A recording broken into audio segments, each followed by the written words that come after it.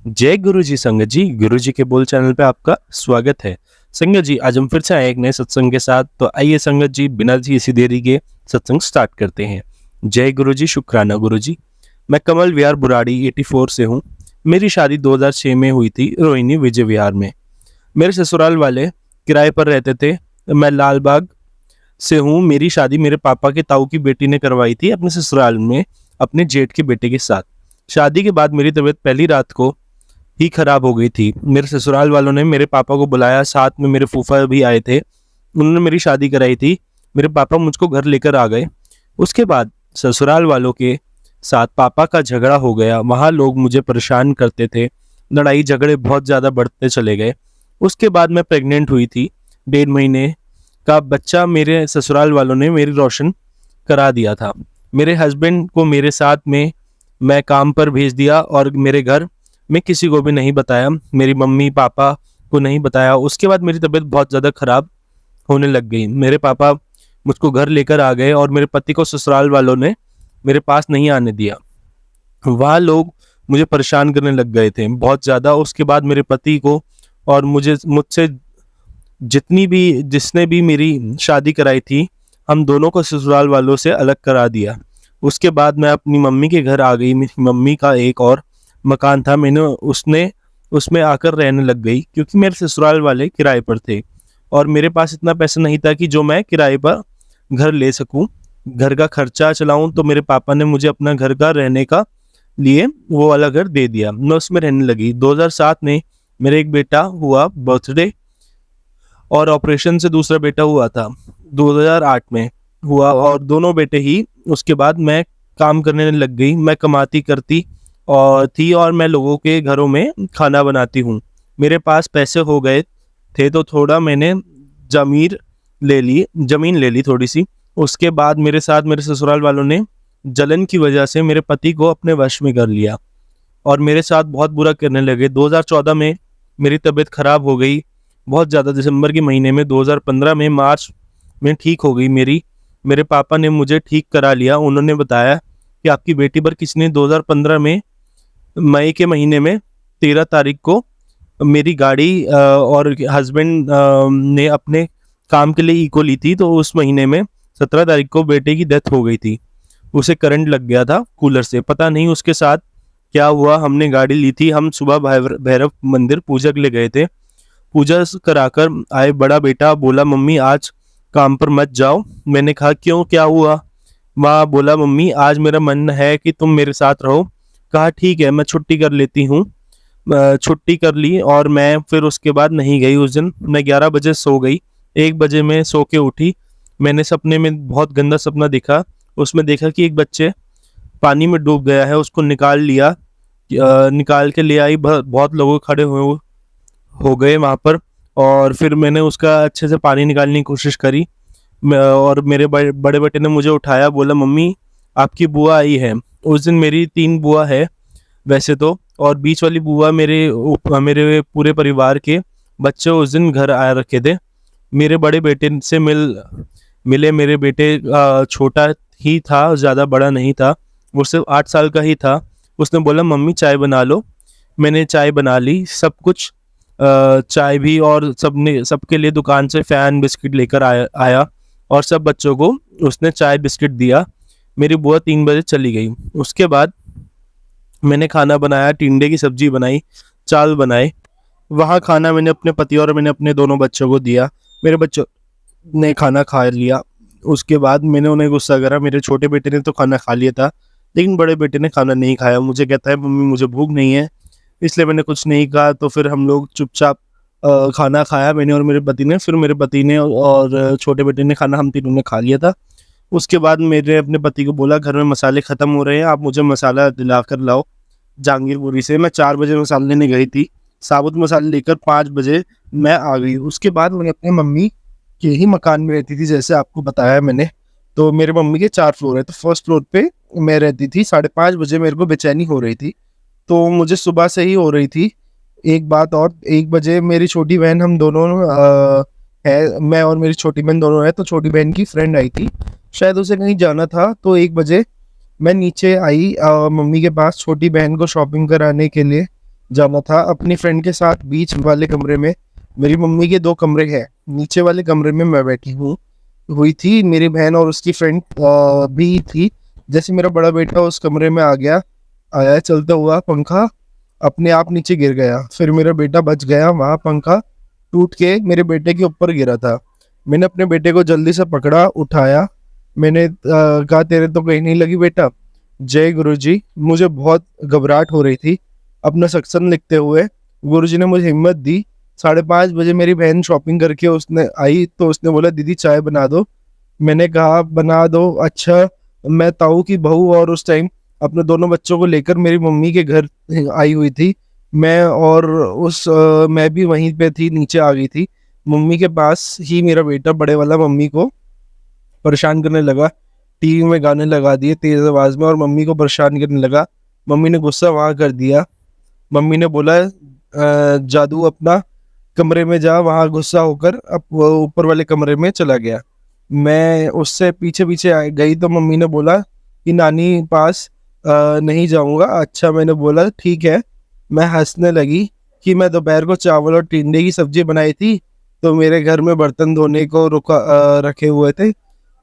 मैंने कुछ काम नहीं किया था तो मैंने सोचा मैं अभी बर्तन खाली कर लूँ। मैंने कुकर को खाली करा और उसमें चावल बनाने के लिए हल्का चावल मैंने चिपके हुए थे, वह चावल मैंने छोड़ के प्लेट में रख दिए। तो थोड़ी देर में पिंकी की सब्जी डाल दी और मैंने कहा खाने खाने बैठ गई। बैठने के बाद मेरे नीचे मेरे बेटा डोरेमोन देख रहा था और बड़े वाले बेड पर लेटा हुआ था, बहुत हंस रहा था। मैंने उसके पास नीचे बेड पर बैठी हुई थी। मैंने कहा खाना खा ले। तो थोड़ा सा बचा हुआ था, मैंने तो कहा मैं बर्तन सारे एक ही बारी में कर दूंगी। बर्तन मेरे बाहर रखने पर मेरी छोटी बहन ने आवाज लगा दी दीदी नीचे आ जाओ, पी लो खाना। ठीक है मैं आ रही हूँ। मैंने कहा। मैंने वहां बर्तन उठाए और मैंने टंकी के नीचे रखने बाहर लेकर गई दोनों के लिए। और मैंने अपने बेटे को बोला बेटा नीचे आ जाओ, मम्मी मैं नीचे नहीं आऊंगा, डोरेमोन देख रहा हूँ। उसने टीवी की आवाज बहुत तेज कर रखी थी। मैंने भी ज्यादा नहीं बोला, मुझे लगा कि मैं ही जा रही हूँ। मैं जा रही हूँ नीचे चाय पीने, तो मेरा बेटा मेरे पीछे पीछे आ जाएगा। मैंने पंखा चल रहा था, कूलर नहीं चलाया था और मैंने नीचे चली गई थी। मैंने चाय पकड़ी थी और मेरे भतीजा और मेरे छोटे बेटा और मेरा बड़ा बेटा यहाँ तीनों ऊपर ही तीनों बच्चे डोरेमोन देख रहे थे। बड़े बेटे ने कूलर की तार लगा दी, पता नहीं उसके साथ क्या हुआ। मैं नीचे चाय पीने गई थी, मेरे भतीजी जोर से चिल्लाने लगा। जैसे ही मैं कप उठाया मेरी भतीजी ने शोर मचा दिया, बुआ बुआ ऊपर आओ, देखो ऋषि को क्या हो गया है। मैं भागती हुई ऊपर गई तो मेरा बेटा मुझे नीचे पड़ा मिला। मैं घबरा गई, मैं बहुत तेज चिल्लाई। मैंने कहा ये क्या हो गया इसको। मैं उसको उठाने लगी, वह नहीं उठ रहा था। मेरी आंखें देखी, उसने ऊपर आंखें ऊपर चढ़ी हुई थी। उसका मुंह खोला तो उसकी जीभ चिपकी हुई थी ऊपर, अपनी तलवे से ऊपर चिपकी हुई थी। तो उसके मुंह में हाथ डाला, उसकी जीभ नीचे करी और बहुत तेज से चिल्लाने रोने लग गई। मेरी छोटी बहन मेरी मम्मी नीचे से भागते हुए ऊपर ऋषि को क्या हो गया, मेरी मम्मी ने उसको नीचे लेकर गई और सीधा हॉस्पिटल भागी। हॉस्पिटल वालों ने बोला इस बच्चे को कुछ नहीं है, इसकी डेथ हो गई है, इसको करंट लग गया। और मैं घर पर ही रह गई थी, मैं देख रही थी कि घर पर उसके साथ क्या हुआ है। मैं कूलर को भी चेक करा, सब जगह देख रही थी, मुझे कुछ नहीं पता चल रहा था मेरे बेटे को क्या हो गया। मैं भागती भागती गई, जब तक हॉस्पिटल पहुंची पीछे से गई तो मेरे बेटे को डॉक्टर ने मना कर दिया कि किसने कुछ नहीं कि किसने कुछ नहीं है। फिर हम उसको घर लेकर दूसरा हॉस्पिटल गए। उन्होंने डेरा वाले में विनायक हॉस्पिटल है, हम वहाँ लेकर गए। उन्होंने भी बोला कि इस बच्चे में कुछ नहीं है। उसके बाद फिर हम मेरा मन नहीं माना, मैं उसको पैंथर पंथ हॉस्पिटल लेकर गई जो डेरा वाले में है। उन्होंने 8:30 बजे मना कर दिया कि इस बच्चे में कुछ नहीं है, इसको करंट लग गया है। 6 बजे मेरे बेटे को करंट लग गया था। जय गुरु जी। बहुत घबराहट हो रही थी, मेरे बेटा इस दुनिया से चला गया हमें छोड़ के। मुझे उसकी बहुत याद आती है। उसके बाद मैं बीमार हो गई बहुत ज़्यादा, मुझे कुछ भी समझ नहीं आता क्या हुआ मेरे घर में। हमने अपनी गाड़ी भी बेच दी। उसके बाद मैं बीमार रहने लगी, काम पर भी नहीं जा सकती थी। फिर ऐसा ही चल रहा था। मैं पागल हो चुकी थी और मेरा दिमाग काम नहीं करता था। मैं इधर उधर भागती रहती थी, कभी कहीं दिमाग चलता रहता था। मेरे 2020 में मेरे भाई की शादी हुई। मेरे भाई की शादी के बाद मेरी मम्मी ने वहाँ मकान बेच दिया और मेरे पापा भी टेंशन में रहते थे कि मेरा बड़ा बेटे के साथ क्या हो गया है। उसके बाद मेरे पापा भी चले गए हमें छोड़ के। मेरे भाई की शादी के बाद मेरी मम्मी ने वहाँ वह मकान बेच दिया और मैंने अपना घर बना लिया है। मैं अपने घर में रहती हूँ पर मुझे अपने बड़े बेटे की बहुत याद आती है। उसके बारे में बहुत ज़्यादा ही सोचती रहती हूँ। छोटे बेटे पर बिल्कुल ध्यान नहीं दे पाती। वाह बेटा, वो बेटा मेरा बहुत अच्छा बेटा था। तो मैं दोनों ही अच्छे बच्चे तो सारे ही होते हैं। मुझे टेंशन रहती है कि भगवान ने मुझे दो बेटे दिए, उसके बाद मेरा एक बेटा ले लिया। मैं अंदर अंदर ही अंदर भगवान से नाराज रहती हूँ कि मेरे साथ ऐसा क्यों हुआ। 2024 में मेरी छोटी बहन गुरुजी को बहुत मानती है। उसने मुझे बोला कि दीदी तुम मेरे साथ बर्थडे पर बड़े मंदिर चलना। मैंने उसको मना कर दिया, क्या कि मैं नहीं जाऊंगी, ऐसा किसी को नहीं मानती। जब मेरे साथ इतना बुरा हुआ है, मेरे साथ बहुत बुरा हुआ है, मेरे साथ सबने बहुत बुरा किया है, मेरे ससुराल वालों ने बहुत बुरा करा, इसलिए मैं तो कुछ भी नहीं अच्छा नहीं लगता। मैं बहुत परेशान रहती हूँ। काम भी अब मैं नहीं करने लगी। 2023 में मैंने फिर काम पकड़ा, हल्का हल्का काम करने लगी। खाना बनाने का काम है मेरा। मेरे काम में भी मन नहीं लगता है। अंदर ही अंदर मैं घुटती रहती हूँ कि ये मेरे घर ऐसा क्यों हुआ। पहले मैं बीमार हुई थी शादी के टाइम, फिर मेरा बेटा चला गया, मेरे पापा चले गए। मेरी भी तबीयत ऐसी ही रहती है। मेरी बहन बहुत पीछे पड़ गई ना। दीदी मैं तेरे को लेकर ही जाऊंगी बड़े मंदिर, वही पता मेरे दिल कहता था कि ये मुझसे ठीक हो जाएगी, सब ठीक हो जाएगा। फिर मैंने कहा ठीक है चलो मैं चलूंगी तुम्हारे साथ। 2014 में मैं गुरुजी से जुड़ी हूँ। अप्रैल को मैं बड़े मंदिर गई। जब मैंने बड़े मंदिर जा रही थी 1 तारीख से पहले, 2024 में जुड़ी थी मैं, और 1 तारीख से पहले बड़े मंदिर जाना था तो पता लगा कि बड़े मंदिर आज बंद है। इस दिन हम नहीं जा पाएंगे। सुबह जल्दी उठ गए थे 5 बजे। मैं ना अभी ली थी, मेरी बहन का फोन आया कि आज बड़े मंदिर बंद रहेगा, संडे को नहीं खुलता, शाम को खुलता है। मैंने कहा मैं तो नहा भी ली, मैं तैयार भी हो गई। अब हो गई हूँ तो छोटे वाला मेरा पति, छोटे वाला मेरा जो बेटा है वो भी तैयार हो गया था, मेरे पति भी तैयार हो गए थे। फिर मेरी बहन का फोन आया, फिर तो मेरे को तो फिर मेरा मन खराब हो गया। मैंने तो कहा कि मैं नहीं जाऊंगी अब।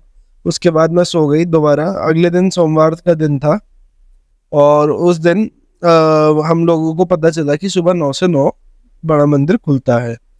तो बड़े मंदिर जाने के लिए बड़े मंदिर सुबह बड़े मंदिर जाते ही मुझे बहुत अजीब सा लग रहा था। अंदर से पहली बार देखा था कि गुरुजी की समाधि के पास गुरुजी का बहुत बड़ा स्वरूप लगा है। मैं देख के बेचैन होने लगी और खुशबू थोड़ी सी आ रही थी। गुरुजी को देखकर मैं ऐसा लग रहा था कि ये बहुत अच्छे हैं। और जब मैंने उनके दर्शन करके लंगर प्रसाद, चाय प्रसाद, ब्रेड पकौड़ा प्रसाद मुझे मिला, प्रसाद में उनको खाया। खाने के बाद मुझे जल प्रसाद भी मिला। उसके बाद जहाँ भी जेठानी का बेटा बोला चलो मैं आपको गुरुजी का स्वरूप दिलाता हूँ। मैं गुरुजी का स्वरूप यहाँ कहाँ मिलेगा उन्हें बोला, तो उन्होंने मेरे को गुरुजी का स्वरूप दिलाती हूँ। मैंने बोला, मैं उनके साथ चली गई। मुझे वहाँ मुझे ये चोले में, येलो चोले के अंदर जो गुरु जी के अंदर स्वरूप दिखा था, सेम वही स्वरूप मैं घर लेकर आई। घर लाने के बाद मैंने गुरु जी का स्वरूप कुर्सी के ऊपर रख दिया। छोटी सी कुर्सी थी मेरे पास, तो मैंने वह स्वरूप उसके ऊपर रख दिया और जल प्रसाद भी साथ में रख दिया। मैंने छोटा सा चंदन भी लेकर गई थी ब्लेस करने के लिए, और मुझे पता नहीं था कि कैसे क्या होता है चंदन। मैंने गुरु जी के पास ही रख दिया।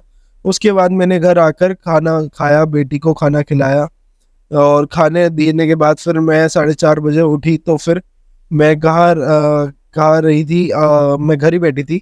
मैंने कहा पता नहीं कहाँ से खुशबू सी आ रही है। पति से पूछा तो उसने कहा कि मेरे को तो नहीं पता। फिर मैं एकदम ही खुशबू सूंघती, मैं थोड़ी इधर उधर ढूंढ रही थी तो मेरे को दिखा जो मैंने चंदन की बॉक्स रखा हुआ था उसमें से ही खुशबू आ रही थी।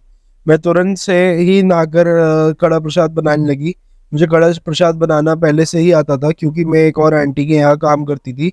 वहाँ गुरुजी को बहुत मानते थे, वहाँ कड़ा प्रसाद बनाते थे। तो अचानक से एक और बात है कि मैं 2021 में आंटी के यहाँ काम करती थी। यहाँ गुरुजी का बहुत बड़ा स्वरूप था। मुझे कुछ नहीं पता था कि गुरुजी का बर्थडे आया 7 जुलाई को। उन्होंने बोला कि मुझे आज गुरुजी का जन्मदिन है तो शाम को तुम थोड़ा लेट हो जाओगी। मैंने कहा गुरुजी का जन्मदिन है तो ठीक है आंटी की कोई बात नहीं, वहाँ सत्संग की बोल रहे थे। मैंने कहा ठीक है रुक जाऊंगी। तो और आंटी की बहू ने ब्रेड पकौड़े और चाय के साथ बनाया है। उन्होंने 3 बजे शुरू करा, 5 बजे तक सत्संग चला। मैंने कहा ये कैसा सत्संग है कि भाई जो बस 2 घंटे में चलता है और जहाँ बस आराम से बैठे रहो और कुछ और ना फोन में लगना है ना कुछ करना है, बस बैठ के भजन सुनो, लगाए गुरु जी के फोन से और वो सुनते रहो। मैं सत्संग में पहली बार देखा, मैंने सोचा चलो कोई नहीं, सबका अपना अपना होता है, किसी का गुरु होंगे। उसके बाद मैंने उनकी बहू की मदद करने लगी। मैंने वहाँ प्रसाद सबको बंटवाया और उन्होंने मुझे भी बहुत सारा प्रसाद दिया मेरे घर ले जाने के लिए। अब बोला इसमें तुम खा भी लो और अपने घर में बच्चों के लिए भी ले जाना। मैंने कहा ठीक है, और फिर मैं आंटी से वो लेकर घर में आ गई। मैं उनके यहाँ काम नहीं करती थी क्योंकि मेरा काम तो ऐसा ही चलता है, कभी मिलता है तो कभी कभी छूट छूट जाता है। तो ऐसा ही होता रहता है क्योंकि मेरी तबीयत खराब हो जाती थी और फिर छुट्टियां ज़्यादा ही हो जाती थी तो मेरे से काम नहीं टिकता था। उसके बाद 2023 में एक आंटी के यहाँ मैं काम करती हूँ, यहाँ भी गुरु जी का सत्संग हुआ। उन्होंने मुझे बोला कि तुम 3 दिन तक मेरे यहाँ खाना का काम कर लेना, गुरु जी का सत्संग है। मैंने कहा ठीक है गुरु जी का। फिर से नाम सुनकर मैंने उनको हाँ कर दिया। मैंने 3 दिन तक खाना बनाया, उनके यहाँ गुरु जी का सत्संग चलता था। मैं गुरु जी की बिल्कुल भी नहीं जुड़ी हुई थी। दिल से ये रहता था कि कोई गुरु जी से गलती ना हो जाए, मेरे से कोई गलती ना हो जाए, मैं किसी का अपमान ना कर दूं किसी के गुरु जी का। और मेरे को जैसे ही मेरे को शिव जी की मैं भक्ति और मैं मानती हूँ, शिव जी की बहुत मानती थी और शिव जी की पूजा मैं करती थी। और सोमवार को शिव जी को जल भी चढ़ाकर आती थी। मुझे तो नहीं पता था कि क्या चल रहा है, गुरु जी बार बार मेरे को क्यों खाना बनाने के लिए मिलते हैं। मेरे को कुछ समझ नहीं आ रहा था कि गुरु जी मुझसे खुद क्यों जोड़ रहे हैं। धीरे धीरे मुझे पता चला फिर कि भाई मैं गुरु जी से कैसे जुड़ रही हूँ। कि जब मैं कड़ा प्रसाद बनाने लगा, गुरु जी का भोग लगाया और मैंने अपनी बहन को फ़ोन करके मैंने कहा कि प्रसाद को कैसे रखना है, कड़ा प्रसाद तो मैंने बना लिया, पर भोग का थोड़ा सा मुझे पता नहीं था कैसे लगता है। दोनों मुझे बताया प्रसाद बनाओ दीदी और इसको ढक देना प्लेट से। मैंने कहा ठीक है, मैं कटोरी में कड़ा प्रसाद डालकर उसको ढक दूंगी। और 15 मिनट बाद वहां से वो प्रसाद उठा लिया, ओम बनाया आया और मैं हैरान हो गई थी कि अपने आप फोन के अंदर मैंने भजन लगाकर छोड़ा और कटोरी के अंदर अचानक से ओम कैसे बना आ गया। मेरी बहन ने कहा फोटो खींच कर दिखाओ। मैं वीडियो कॉल दिखाई। मेरी बहन बोली दीदी गुरुजी ने आपको दर्शन दिए हैं, हाथ जोड़कर सबको प्रसाद दो घर में जो जो है। उसके बाद मैंने सबको प्रसाद वहां से दिया। फिर गुरुजी की बहुत सेवा करने लगी मैं। गुरुजी को सुबह खाना बनाती थी, शाम को भी बनाती थी, दोपहर को भी बनाती थी। बोलती थी कि भाई ऐसा करो वैसा करो, ये करो वो करो, जैसे ऐसे बताते थे सब करती थी। 12 बजे मेरे बेटे गुरुजी को कुछ खाने पीने को देना। अप्रैल का महीना था और उसमें बहुत गर्मी थी, बहुत ज़्यादा ही पड़ रही थी। बहुत सेवा करने लगी थी गुरुजी की। मेरी तबीयत खराब बहुत ज़्यादा होने लगी। गुरुजी ने मेरे को मैसेज देखती थी इंस्टाग्राम पर, पता लगा कि गुरुजी के सत्संग सुनने वाले का भी कल्याण होता है और सुनाने वाले। गुरुजी का मैसेज आता है ब्लैक मैजिक का, जो मेरे ऊपर मेरी शादी के टाइम से कर दिया था। मेरी बुआ ने उसे मेरी शादी कराई थी। वहाँ बहुत ज़्यादा बीमार रहती थी। शादी से पहले ही उसने मेरी अपनी शादी जेठ की बेटी से इसलिए कराई थी ताकि अपने घर की सारी दिक्कत उसने मेरे ऊपर मेरी शादी के बाद डाल दी थी। मेरे ऊपर सब कुछ गलत कर दिया था उसने मेरे साथ, और मुझे पता नहीं था कि ये सब कौन कर रहा है मेरे साथ। बहुत बुरा हुआ। मेरा बेटा भी चला गया, मेरे पापा भी चले गए और वह मेरे साथ बार बार ब्लैक मैजिक करे जा रही थी। मैंने सत्संग सुनती थी, गुरुजी ने उसमें हिंट दिया करते थे कि बेटा नवरात्रि में तुझे पता चल जाएगा तुझ पर ब्लैक मैजिक कौन कर रहा है। मैं सब पर शक करने लगी। गुरुजी का मैसेज आता था कि तेरा कोई अपना ही है जो तेरे को तेरे साथ ऐसे कर रहा है। और मैं तब भी नहीं समझी कि ऐसा क्यों हो रहा है। गुरुजी ने बताया कि तेरे ससुराल का भी बहुत गंदा वाला ब्लैक मैजिक करा हुआ था। मेरे ऊपर मेरे बच्चे तक नहीं छोड़ा। मेरे पति को वशीकरण करा हुआ है मेरे ससुराल वालों ने, क्योंकि उनसे अलग हो चुकी हूँ तो बहुत ज़्यादा लड़ाई झगड़ा करती थी मेरे साथ। मेरी सास और मेरी ननंद से मिलकर पति के ऊपर ब्लैक मैजिक कराते थे। मेरे ऊपर बुआ ने ब्लैक मैजिक करवाया था। खैर सास ससुराल वालों का तो पता नहीं, पति के ऊपर वशीकरण करा रखा था ताकि हम दोनों की लड़ाई झगड़े होते रहे, एक ना रहे और ये लोग काम पर भी ना कर पाए। ऐसे नहीं बढ़ा चक्कर, इसलिए मैं जलन से उन्होंने ऐसा सब कर रखा था। सबसे ज्यादा गंदा तो मेरी बुआ ने किया, जो मेरे पापा की ताऊ जी की बेटी से शादी कराकर गुरुजी ने उसे बहुत बुरा किया। मेरे साथ अप्रैल में तीसरी नवरात्रि में जब उनके घर गई थी पूजा में, तो पता चला कि पूजा एक वक्त हमारे में बगड़ वाले बाबा जी की पूजा होती है। मैं रात में उनके जागरण होता है। ये बाबा राजस्थान के हैं, गोडा मेडी नाम से बहुत ज्यादा जाने जाते हैं। इनका नाम होगा जयवीर है। इनका जागरण रात में होता है। तो उस जागरण में हम गए। जागरण के टाइम खाना बनाने, चाय बनाने के लिए बोला फूफा ने बुआ से। मैंने बोला ठीक है, मैं भी मदद कर देती हूँ। तो मैंने जैसे कि दूध पकड़ा तो वहाँ मेरे फूफा जी को मेरी बुआ जी आग दिखा रहे थे, ऐसे कि चाय नहीं बनाना देना। मैंने उसको देख लिया। जब मेरी वहाँ बुआ आई तो आँख ही मेरी रुक नहीं रही थी। उन्होंने बहाने देने चाहे और उसके बाद मैंने देख लिया कि बुआ को आग दिखा रहे हैं। अजीब सा लगा। मैंने कहा ये ऐसा क्यों कर रहे हैं, मैं इतना ध्यान से नहीं दिया, बट मुझे अजीब सा लग रहा था क्योंकि जब मैंने उनके पीछे पीछे गई तो वहाँ मुझे इग्नोर मार रही थी। और मैंने कहा ठीक है, मैं नीचे आकर बैठ गई जागरण में। पर जैसे मैंने उनके घर में एंट्री करी थी, साथ में जो हुआ 2014 में हुआ था। 2014 में जब मेरे घर मेरी तबीयत खराब हो रखी थी, तो रात को मैं सो रही थी, मुझे ऐसा लगा कोई मेरे ऊपर एकदम से गिरा है। मैं बहुत परेशान हुई थी। मुझे 3-4 महीने लग गए थे ठीक होने में। वही सेम मेरे साथ उनके घर में हुआ था। जो मेरे को फील हुआ था कि जैसे कि कोई मेरे पैर पकड़ रहा है या मेरे को खींच रहा है। क्योंकि मेरी बुआ का ससुराल था तो मैंने इतना नहीं सोचा। मेरा परिवार के लोग ही हैं सारे, तो ऐसा तो कुछ हो नहीं सकता। सुबह के टाइम 5 बजे जागरण समाप्त हो चुका था। मैंने इनको बोला घर चलो फूफा जी। अब बोले अभी रुक जाओ, हवन होना है। मैंने कहा कौन सा हवन होना है, अब तो पूजा हो चुकी है। बोले अभी हवन रह गया, अभी हवन नहीं हुआ। मैंने कहा ठीक है, हम हवन के लिए रुके हैं, हमें पता नहीं जागरण के बाद ऐसे कौन सा हवन होता है। उन्होंने कहा होता है बेटा, आप आराम से बैठ जाओ, हम अभी देखते हैं तो बताएंगे। हमने कहा ठीक है, ध्यान नहीं दिया। मैंने हवन होने के बाद अपने पति को बोला घर चलो। फिर मेरे फूफा जी बोले नहीं अभी रुक जाओ, अभी भंडारा बन रहा है, वो खाकर जाना।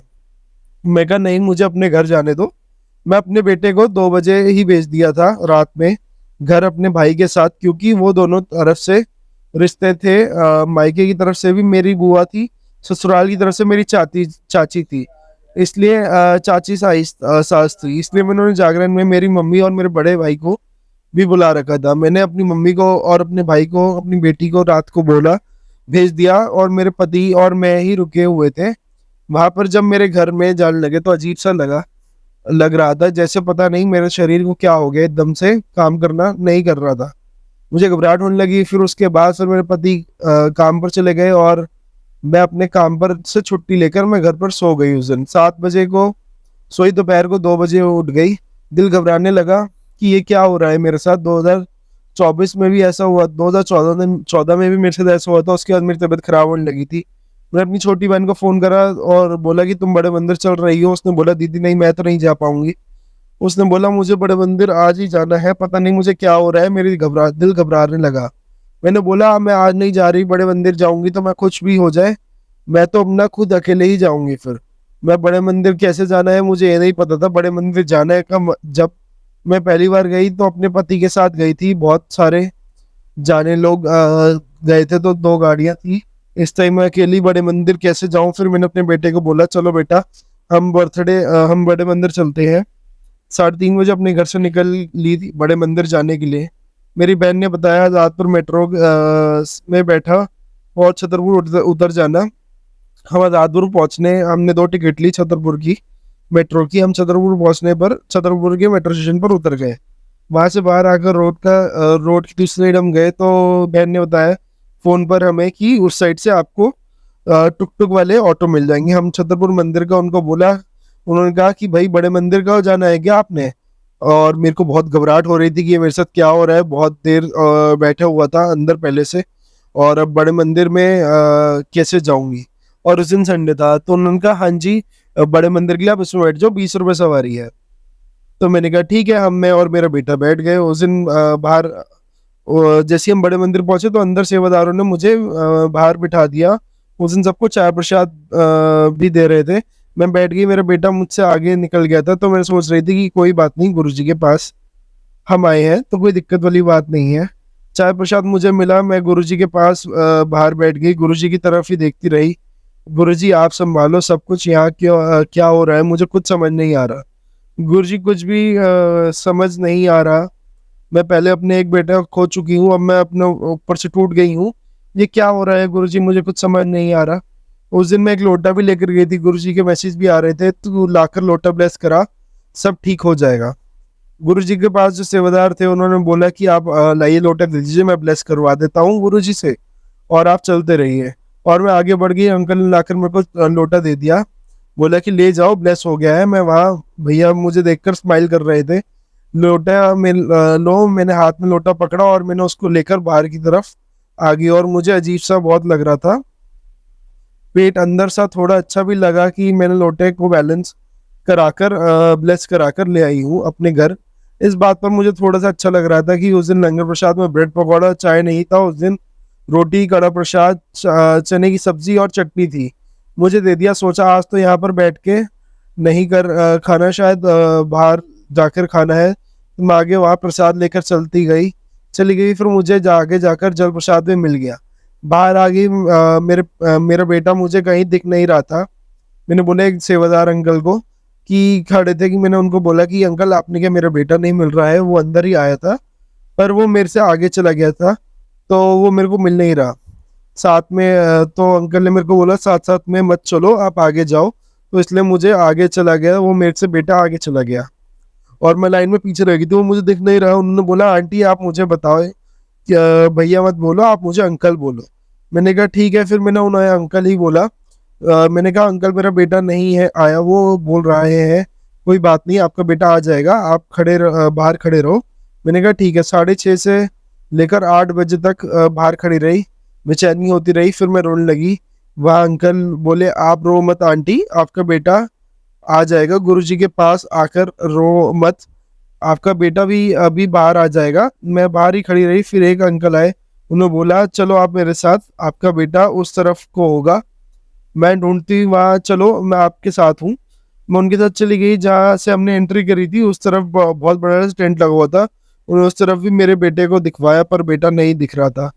फिर भागती हुई रोती हुई मैं उसी तरफ जहाँ मैं लंगर प्रसाद मिलता है उस सबको बाहर निकलते हैं, मैं वहीं जाकर खड़ी हो गई और मैं रोने लगी। मगर मेरा बेटा कहाँ गया? मैं अपनी बहन को फ़ोन करा, मैंने बोला कि बहन मेरा प्रिंस नहीं मिल रहा है।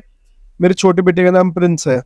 रोई जा रही थी और मेरी बहन बोली दीदी डरो मत, वो कहाँ जाएगा, गुरुजी ने ब्लेस करना है इसलिए उसको अंदर ही रोक लिया होगा। मैंने उसको बहुत देर हो चुकी है, मुझे 1.5 घंटा हो चुका है बाहर खड़े हुए। फिर उसने बोला तुम डरो मत, खड़े रहो वहीं पर, आ जाएगा अंदर से। मेरी बहन को फ़ोन करते हैं, उसको 10 मिनट बाद मेरा बेटा अंदर से आ रहा है हंसता हुआ। मैंने उसको देख रही हूँ और रोने लगी और मैंने उसको बहुत तेज से गले लगा लिया। फिर वो जो अंकल खड़े हुए थे हंसने लगे और बोले कि लो आंटी मिल गया ना आपका बेटा, मैंने कहा था ना वो गुरुजी के पास अंदर ही है। और आंटी को बोला आपका बेटा अंदर से आ जाएगा। फिर मैंने अपने बेटे को बोला कि तू कहाँ चला गया था? वहाँ बोला मम्मी मैं ऊपर मुझे ले गए थे, वहाँ पर लंगर प्रसाद मुझे खिलाया थाली में 4 लोगों के साथ, मैंने बैठकर लंगर प्रसाद किया। अच्छा मेरा तो कोई थाली मिली लंगर प्रसाद की, मैंने भी खाया भी नहीं। और तुम सही हो कि तुम ऊपर जाकर लंगर प्रसाद को मिला। हंसता मेरे को बुरा लगा। चलो मम्मी मेरे को तो बहुत अच्छा लगा, आपको प्रसाद भी खा लो। मैं कहा ठीक है, मैं कहा घर लेकर चलती हूँ। फिर मेरा मन में पति नहीं क्यों ऐसा क्यों हो रहा था मेरे साथ, मेरे को कुछ समझ नहीं आ रहा था। और 9:30 हो चुके थे, तो मैंने बड़ी जल्दी से जाकर मैंने वो मेट्रो पकड़ी और मैं अशोक विहार उतरी। नौकरी करते हैं मेरे पति वहीं पर, तो मैंने उनको बोला कि आप लेने आ जाओ। उन्होंने बोला कि तुम चलो अब जागरण में चलना है, तो मैंने कहा नहीं अभी नहीं जाएंगे, 21 जुलाई को जो जागरण होएगा तो उसमें चलेंगे। मैं कहा ठीक है। बीमार पड़ गए थे मेरे पति भी, फिर उन्होंने हम लोग जागरण में गए। उनके पास बोला अंकल आपने तो कहा था कि जागरण हो जाएगा तो उसके बाद ठीक हो जाऊंगी, मुझे तो नहीं पता था कि अब ऐसा क्यों हो रहा है। तो फिर ऐसा ही 20-25 दिन चलता रहा। तो मैंने गुरुजी का जो लोटा ब्लेस करवा रखा था, मैंने उसको यूज करना स्टार्ट करा। मेरे को गुरुजी पे गुस्सा आ रहा था कि गुरुजी आप ऐसा कुछ क्यों नहीं करवा रहे हैं। तो गुरुजी ने फिर कहा, मेरे को मैसेज फ्लैश हुआ इंस्टाग्राम पर कि बेटा सब ठीक होएगा, तू 15 दिन तक शांत रहे और चुपचाप कर जो मैंने बताया है और सारा सब ठीक हो जाएगा। तो फिर मैंने कुछ नहीं, गुरुजी को वैसे ही शुक्राना करा और 15 दिन तक मैं चुपचाप जो जो मेरे को बोला गया था मैंने करा, गुरुजी का ध्यान करा, मंत्र जाप करा और विद इन 15 डेज सब कुछ ठीक हो गया। अब मैं फिर से एक और बार कंसीव कर चुकी हूँ। मेरा अगला थर्ड बच्चा मेरी लाइफ का हो सकता है वो मेरा पहला बच्चा ही हो जो मेरे को गुरुजी ने वापस गिफ्ट दिया है। तो मैं शुक्राना करना चाहूंगी उनका। जय गुरुजी, शुक्राना गुरुजी, लख लख शुक्राना गुरुजी का, अनंतम अनंतम शुक्राना।